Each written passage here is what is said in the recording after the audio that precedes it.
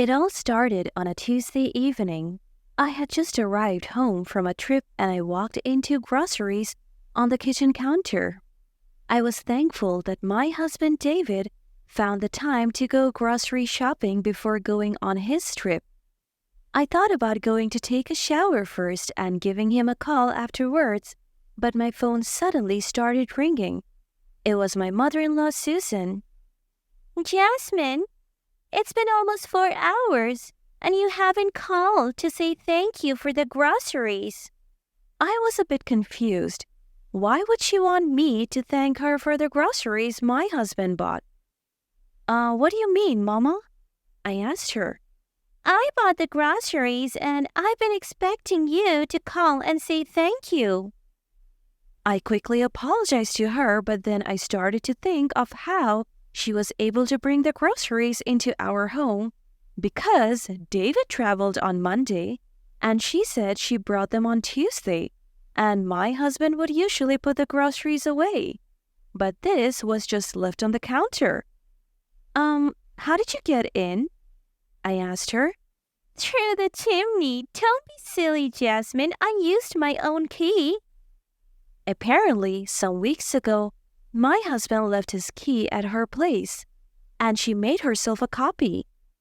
You can't do that, Susan. You should have informed us first.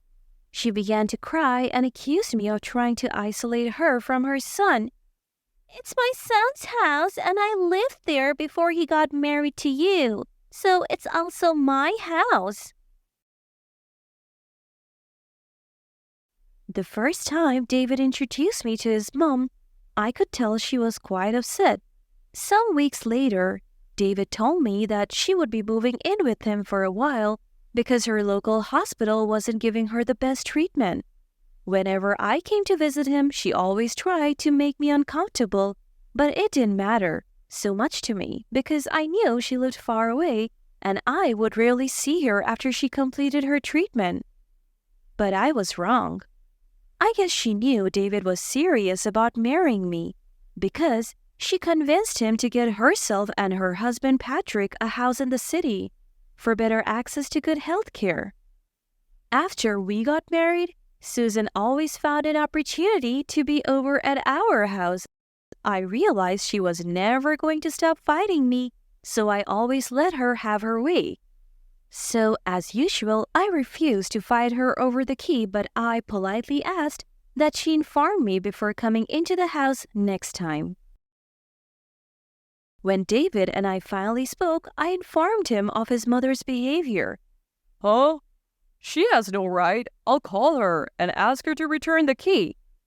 But I didn't let him do that because I didn't want her to think I was making her son hate her.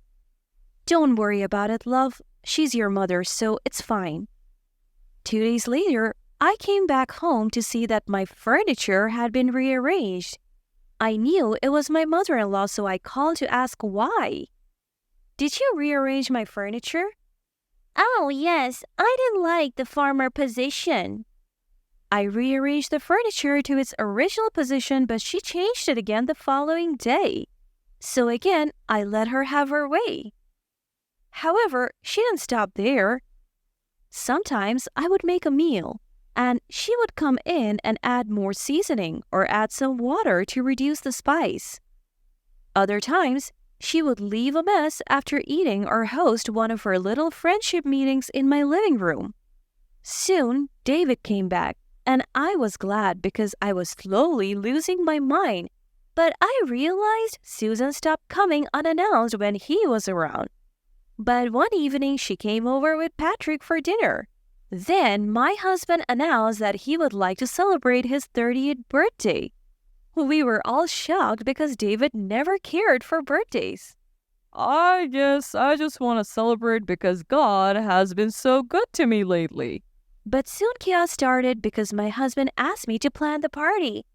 Why does she get to plan it? Since you were a kid, you never let me celebrate your birthdays and now you want to? It's only fair that I plan it. But honey, our boy is married now, so his wife should be the one to do that. Susan was stubborn about her decision, and because nobody was agreeing with her, She angrily stormed out of the house, leaving everyone behind. Later, I asked David to let his mom plan the party, but he insisted I be the one to plan it. And by the way, you can't keep letting my mom have her way. She's going to keep taking advantage of that. Believe me. I still didn't mention what she had been doing while he was away on his trip, but I finally convinced him to let her assist me with the planning. I called Susan up and she was delighted to be part of the team. She promised not to overstep her boundaries, but I knew she was lying. The party preparations began, and just as I expected, there were a lot of disagreements. She would always call the event planner and cancel some of my ideas behind my back. Every day was a nightmare, and I regretted not listening to my husband. Soon Patrick fell really ill, so Susan couldn't be fully involved with the event planning. I hated that my father-in-law was ill, but I was glad to see less of Susan. However, she requested daily updates, which I gladly provided. But one day, I had a meeting with the event planner. But surprisingly, I saw Susan there looking so furious.